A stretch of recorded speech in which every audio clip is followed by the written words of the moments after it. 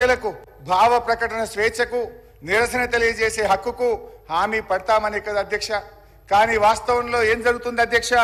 City central library Rahul Gandhi గారు city central లైబ్రరీకి పోయి ఎన్నికల ముందు మెట్ల మీద కూర్చొని మీకు 2 లక్షల ఉద్యోగాలు ఇస్తామని, మీకు జాబ్ క్యాలెండర్ ఇస్తామని స్వయంగా ఆయన హామీ ఇస్తే జరిగింది ఏంది అధ్యక్ష? ఇవాళ మొన్న సిటీ సెంట్రల్ లైబ్రరీలో పరీక్షల కోసం విద్యార్థులు చదువుకుంటే అక్రమంగా పోలీసులు చొరబడి గేట్లకు తాళాలేసి విద్యార్థులను నిర్బంధించి లాఠీలతో వీరంగం చేసి చెట్ల కొట్టారు అధ్యక్ష. హరీష్ రావు గారు, మీ సభ్యుల దగ్గర ఉన్న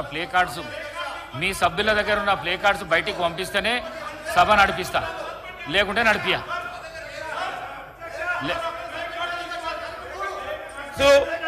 ప్లే కార్డ్స్ కు సంబంధించి మీరు పదే పదే నిబంధనలను ఉల్లంఘించి చేస్తా ఉన్న గౌరవ సభ్యుల పైన చర్య తీసుకోవాల్సిందిగా మేము డిమాండ్ చేస్తా ఉన్నాం అధ్యక్ష.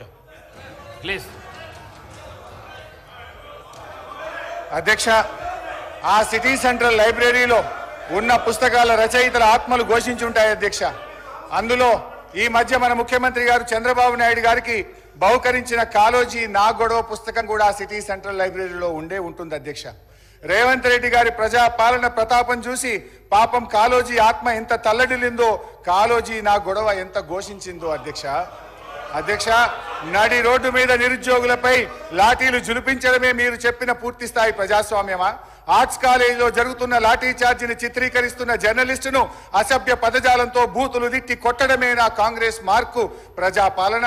అంగన్వాడీలను, ఆశా వర్కర్లను తమ డిమాండ్ల సాధన కోసం రోడ్డెక్కితే అణచివేత, ప్రతిపక్ష కార్యకర్తలపై ప్రతీకార దాడులు, మొత్తం మీద కాంగ్రెస్ పార్టీ తెచ్చిన మార్పు ఎట్లా ఉందంటే విద్యార్థినీలకు ఇస్తామన్న స్కూటీలలో లేదు, పోలీసులు విచ్చలవిడిగా ప్రయోగిస్తున్న లాఠీలా ఉంది అధ్యక్ష. హరీష్ రావు గారు, కన్క్లూడ్ చేయండి. టైం అయిపోయింది, కన్క్లూడ్ చేయండి సార్. అట్లా కాదు సార్, ప్లీజ్. 15 నిమిషాలు అధ్యక్ష. ఈ ప్రభుత్వంలో లా అండ్ ఆర్డర్ ఎంత ఘోరంగా దెబ్బతిన్నదో, ఎందుకంటే హోంమంత్రిగా కూడా ముఖ్యమంత్రి గారే ఉన్నారు, మరి ఇవాళ ఆర్థిక మంత్రి గారు కూడా సమాధానంలో చెప్పాలి. ఈ ప్రభుత్వం వచ్చిన 8 నెలల కాలంలో లా అండ్ ఆర్డర్ బాగా దెబ్బతిన్నది అధ్యక్ష. మర్డర్లు ఈ ప్రభుత్వం వచ్చిన తర్వాత మన ఈ 8 నెలల కాలంలో 500 మర్డర్లు జరిగినాయి అధ్యక్ష. Dacoities 60, robberies 400, theft cases 10,000, rape cases 1800 rape కేసులు అయినాయి అధ్యక్ష. పోయిన ఒక్కటే జూన్ నెలలో ఒక హైదరాబాద్ నగరంలో 28. సార్, నేను దయచేసి హరీష్ రావు గారిని కోరుతా ఉన్నాను. నడి రోడ్డు మీద మిట్ట మధ్యాహ్నం 2 అడ్వకేట్లని చంపి వారిపైన ఏ కేసు ఏ చర్య తీసుకోకుండా వారు లా అండ్ ఆర్డర్ గురించి మాట్లాడతామంటే నిజంగానే ఇంతకుముందు మా వెంకన్న గారు చెప్పినట్టు దయ్యాలు వేదాలు పలికినట్టుగా ఉంది అధ్యక్ష.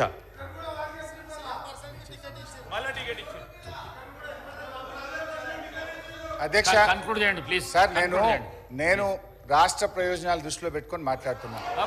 ఈరోజు ఈ ప్రభుత్వం వచ్చిన 8 నెలల కాలంలో 1,00,000కు పైగా ఎక్కువ కేసులు నమోదైనాయి అధ్యక్ష. ఈ మధ్య ఒక అమ్మాయి పోలీస్ స్టేషన్ కోసం, ఒక ఆడబిడ్డ ఆటో ఎక్కి పోలీస్ కంప్లైంట్ ఇవ్వడానికి పోతే ఆ ఆటో వాళ్ళు కారులో ఎక్కించి గ్యాంగ్ రేప్ చేశారు అధ్యక్ష. అంటే హైదరాబాద్ నగరంలో ఇలాంటి పరిస్థితి ఉంటే మన నగరం యొక్క ప్రతిష్ట దెబ్బతింటది. దయచేసి ఆలోచించండి. నేను ఇంకో మంచి ఎగ్జాంపుల్ కూడా చెప్పాలనుకుంటున్నా అధ్యక్ష, ఒక్క నిమిషం. ఈ మధ్య ఒక మంత్రి గారు, నేను పేరు చెప్పను కానీ, ఒక మంత్రి గారు రాత్రి 10:30-11 గంటలకు వారి బిడ్డ ఐస్ క్రీమ్ తినాలనుకుంటే మంత్రి గారు వారి బిడ్డ ఐస్ క్రీమ్ కొనుక్కుందామని హైదరాబాద్లో బయటకు పోయిందట. బయటకు పోయి ఐస్ క్రీమ్ కొనుక్కుందామని తిరిగితే ఏడ చూసినా షాపులు బంద్ ఉన్నాయట హైదరాబాద్లో. అన్ని షాపులు బంద్ ఉంటే తిరగంగా రోడ్డు మీద ఒక ఉత్తరప్రదేశ్ ఆయన అదే చిన్న బండి ఐస్ క్రీమ్ బండి పోతుంటే ఆడ ఆపుకొని ఐస్ క్రీమ్ కొనుక్కొని ఏమైందో ఆయన దుకాన్లు బంద్ ఉన్నాయంటే, ఈ గవర్నమెంట్ వచ్చినాక ఏమైందో ఏమో మేడం, ఏమైందో ఏమో పోలీసు వాళ్ళు లాఠీ చార్జీలు చేస్తున్నారు, 10కే దుకాన్లు బంద్ చేస్తున్నారని ఆ మంత్రి గారికి ఆ ఐస్ క్రీమ్ బండి ఆయన చెప్పిండట. ఈ విషయం ఆ మంత్రి గారు ఒక వీడియో కాన్ఫరెన్స్ లో డైరెక్ట్ ముఖ్యమంత్రి గారు చెప్తే రాష్ట్రంలోని ఆఫీసర్లు అందరూ విన్నారా మా వీడియో కాన్ఫరెన్స్ లో? అన్నా మన గవర్నమెంట్ వచ్చినాక పోలీసు వాళ్ళు ఎటువంటి అటే కొడుతున్నట రోడ్ల మీద 10కే దుకాన్లు బంద్ చేస్తుందని అనే పరిస్థితి వచ్చింది. సో నేను అనేది ఏంటంటే దయచేసి లా అండ్ ఆర్డర్ అనేది రాష్ట్రానికి చాలా ముఖ్యం. పెట్టుబడులు రావాలన్నా, ఉద్యోగాల కల్పన జరగాలన్నా లా అండ్ ఆర్డర్ చాలా దెబ్బతింటున్నది. చాలా డీటెయిల్స్ ఉన్నాయి. మళ్ళీ నేను సబ్జెక్ట్ మీద లా అండ్ ఆర్డర్ లో మాట్లాడతాను. దయచేసి కన్క్లూడ్ చేయండి. నేను మైక్ కట్ చేస్తే మర్యాదగా ఉండదు. కన్క్లూడ్ చేయండి ప్లీజ్. దయచేసి లా అండ్ ఆర్డర్ మీద దృష్టి పెట్టండి. మరి జరుగుతున్న మర్డర్లు, రేపులు, రాబరీలు 1,00,000కు పైగా 8 నెలల కాలంలో ఈ రాష్ట్రంలో కేసులైనవి. దాన్ని సమీక్ష చేయాలని మీ ద్వారా ప్రభుత్వాన్ని కోరుతున్నా. వీలైతే వివరాలు ఇవ్వండి అధ్యక్ష. ఇకపోతే సరే, ఇవన్నీ చాలా విషయాలు ఉన్నాయి. ఈ ప్రజాపాలన గురించి ఏం చెప్పారు అధ్యక్ష? వాళ్ళు గతంలో రాహుల్ గాంధీ గారు కూడా చెప్పినారు, ప్రజా దర్బార్ మే హర్ దిన్ జనతా సే హమారా చీఫ్ మినిస్టర్ మిలింగే అని చెప్పారు. కానీ ప్రజాపాలన ముఖ్యమంత్రి గారు నేను ప్రమాణ స్వీకారం చేస్తున్నా, ఇనుప కంచెలని వడగొడుతున్నా, ఇక రేపటి నుంచి పోతున్నాను ఒక్కనాడు పోయింది ముఖ్యమంత్రి గారు. తర్వాత ముఖ్యమంత్రి గారి నుంచి మంత్రులకు పోయింది, మంత్రుల నుంచి ఐఏఎస్. రామ్మోహన్ రెడ్డి గారు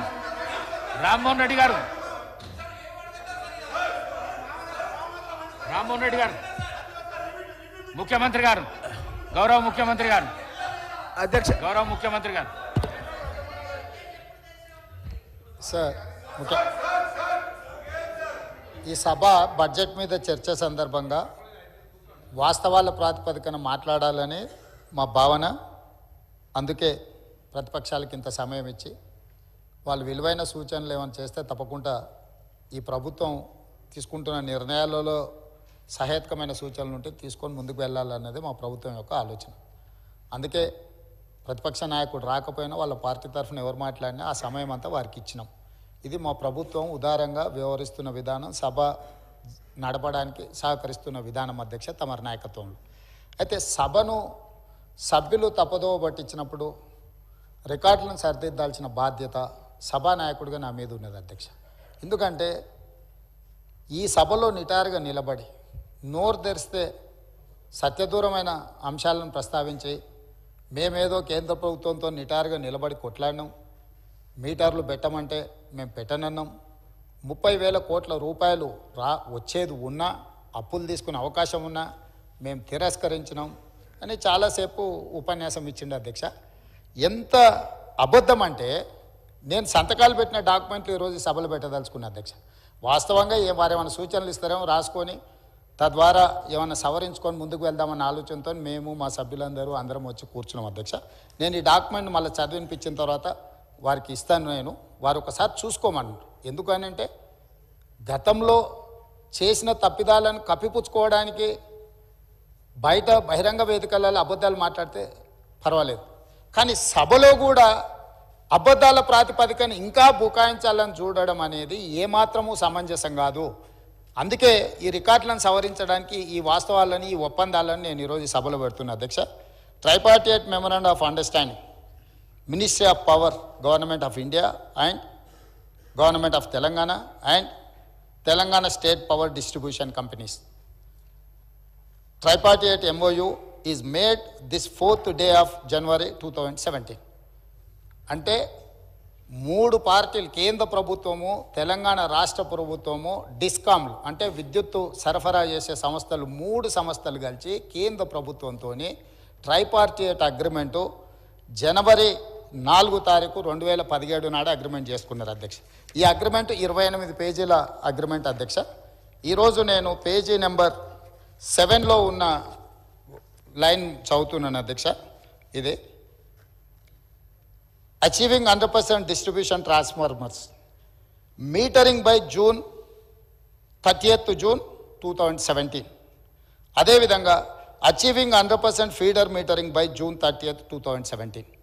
అంటే మేము డిస్ట్రిబ్యూషన్ ట్రాన్స్ఫార్మర్స్ దగ్గర 100% June 30th లోపల మేము మీటర్లు బిగిస్తాము అని, అదేవిధంగా మీకు ఫీడర్ దగ్గరలో కూడా మేము మీటర్లు 30th లోపల పెడతామని, ఇదే కాకుండా installation of smart meter for all consumers above 500 units oblique month by December 31st, December 2018 and consumers consuming above 200 units month by 31st December 2019. అంటే డిస్ట్రిబ్యూషన్ ట్రాన్స్ఫార్మర్స్ దగ్గర జనవరి 4 తారీఖు నాడు ఒప్పందం చేసుకొని ఏం చెప్పిండ్రు అధ్యక్ష అంటే జూన్ 30 తారీఖు లోపల అంటే దాదాపుగా 6 నెలల లోపల డిస్ట్రిబ్యూషన్ ట్రాన్స్ఫార్మర్స్ దగ్గర 100% మేము మీటర్లు బిగిస్తామన్నారు. అదేవిధంగా 500 యూనిట్లు కానీ 200 యూనిట్లు వాడుకునే వాళ్లకు 31 డిసెంబర్ 2018, అదేవిధంగా 31 డిసెంబర్ 2019 అంటే 100% గృహ వినియోగదారులకు అదేవిధంగా వ్యవసాయ డిస్ట్రిబ్యూషన్స్ ఉన్న దగ్గర మేము మీటర్లు పెడతామని ఒప్పందాలు చేసి సంతకాలు చేశారు అధ్యక్ష. ఈ సంతకంలో సంతకాలు పెట్టింది ఎవరు అధ్యక్ష? ఆ పేర్లు కూడా నేను చెప్తా అధ్యక్ష, ఎందుకంటే ఈ రికార్డులను సవరించాల్సిన బాధ్యత అంటే అబద్ధాలను ఈ రికార్డులో ఉంటే రేపు భవిష్యత్తులో కొత్తగా వచ్చే ఎమ్మెల్యేలు ఇదంతా నిజం అనుకునే ప్రమాదం ఉంది. ఇందులో సంతకాలు పెట్టిన దాంట్లో అధ్యక్ష తెలంగాణ రాష్ట్ర ప్రభుత్వం తరఫున Ajay Mishra IAS, special chief secretary energy department government of Telangana, discom southern power distribution company of Telangana limited నుంచి శ్రీ జి రఘుమారెడ్డి, అదేవిధంగా అధ్యక్ష వీరు సదరన్ డిస్కామ్ నుంచి, అదేవిధంగా discom northern power distribution company of Telangana limited నుంచి ఏ గోపాలరావు. ఈ అధికారులు కేంద్ర ప్రభుత్వంతో ఒప్పందం చేసి ఈ సంతకాలు పెట్టి అన్ని దగ్గరలో మీటర్లు పెడతామని చెప్పిన మాట వాస్తవం అధ్యక్ష. ఈరోజు తమరి ద్వారా తెలంగాణ సమాజానికి నేను స్పష్టమైన వివరాలను తెలంగాణ సమాజానికి నేను చెప్పదలుచుకున్నాను. జనవరి 4, 2017 నాడు కేంద్ర ప్రభుత్వంతో నరేంద్ర మోడీ గారితో ఆనాటి తెలంగాణ రాష్ట్ర ముఖ్యమంత్రి కల్వకుంట్ల చంద్రశేఖరరావు గారు మేము డిస్ట్రిబ్యూషన్ ట్రాన్స్ఫార్మర్లకు 100% 6 నెలల లోపల మీటర్లు బిగిస్తామని, అదేవిధంగా ఇండ్ల గృహ వినియోగదారులకు కూడా 2018 డిసెంబర్ లోపల 500 యూనిట్లు వాడే వినియోగదారులకు, అదేవిధంగా 200 యూనిట్లు వాడే వాళ్లకు 31 డిసెంబర్ 2019 లోపల మీటర్లు బిగిస్తామని నరేంద్ర మోడీ గారితో ఒప్పందం చేసుకున్న మాట వాస్తవము. ఈ అధికారిక రికార్డులను తమరి ద్వారా అబద్ధాలు సభను తప్పుదోవ పట్టించిన హరీష్ రావు గారికి నేను ఇస్తున్నా. అదేవిధంగా వారు మాట్లాడిన అబద్ధాలు అన్నిటిని కూడా రికార్డులను తొలగించి ఆ రికార్డులను సవరించాల్సిందిగా తమరికి విజ్ఞప్తి చేస్తున్నాను అధ్యక్ష. తమరి ద్వారా వారికి రికార్డు నేను ఇవ్వదలుచుకున్నా, ఎందుకంటే ఆ కాగితాలు ఎక్కడున్నాయో మాకేం తెలుసు మీరేంది అని. అందుకే అధ్యక్ష మా వెంకటరెడ్డి గారు ఒక మాట చెప్పారు, వారికి హాఫ్ నాలెడ్జ్ అని. వారికేమో హాఫ్ నాలెడ్జు, పెద్దానికేమో ఫుల్ నాలెడ్జు. ఇక మేము ఏం చేస్తాం అధ్యక్ష? కాబట్టి అందుకే సభలో వాస్తవాలు మాట్లాడితే బాగుంటుంది అధ్యక్ష. అది పంపించండి అధ్యక్ష. సరే, అది నేను చూసి దాని మీద స్పందిస్తా అధ్యక్ష. ప్రజలకైతే తెలుసు కదా అధ్యక్ష, ఈ రాష్ట్రంలో ఏ వ్యవసాయ బావి దగ్గరనైనా ఏ రైతు కన్నా మా ప్రభుత్వం మీటర్ పెట్టిందా అధ్యక్ష? మీటర్లు పెట్టినామా అధ్యక్ష? ఇవాళ ముఖ్యమంత్రి గారు నిజంగా మేము 30,000 కోట్ల అప్పు తెచ్చే అవకాశం ఉన్నా తేలేదు అని నేను చెప్పాను. 30,000 కోట్ల అప్పు మేము తెచ్చామా 0.5 FRBM చెప్పమనండి. We have not taken any single rupee on electricity reforms. ఇదే విషయం నేను చెప్పినా దానికి నేను కట్టుబడి ఉన్నా. ఆ పేపర్ పంపండి, చదివి రేపు నేను సభలో డీటెయిల్గా దానికి సమాధానం చెప్తాను అధ్యక్ష. అధ్యక్ష, ముఖ్యంగా బీసీల విషయంలో ఈ ప్రభుత్వం ఆనాడు కామారెడ్డి డిక్లరేషన్లో 1,00,000 కోట్ల రూపాయలు బీసీలకు ఖర్చు పెట్టాం 5 ఏళ్లలో అని చెప్పారు.